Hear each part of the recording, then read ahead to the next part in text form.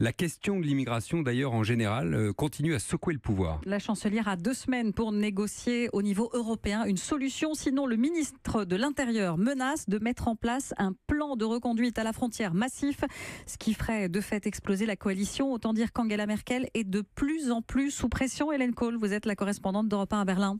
Oui, ce sont ses propres mots. Elle l'a reconnu cet après-midi en conférence de presse. Elle n'a pas d'autre choix que de trouver rapidement des solutions au niveau européen. Son ministre de l'Intérieur voulait immédiatement agir unilatéralement. C'est cela qui a créé la crise gouvernementale.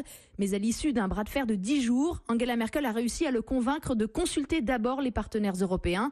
Et donc on respire ce soir à Berlin. À court terme, on a évité l'explosion du gouvernement. Mais à court terme seulement, car c'est une mission suicide pour la chancelière. Comment Merkel va-t-elle pouvoir négocier en étant à ce point désavouée par son allié historique, la CSU? Ce ne sont pas les meilleures conditions pour décrocher un deal à Bruxelles, a-t-elle admis cet après-midi. Alors en ce moment, elle rencontre le Premier ministre italien. Demain, Emmanuel Macron sera à son tour ici en Allemagne. Des entretiens de préparation décisifs avant le sommet européen des 28 et 29 juin.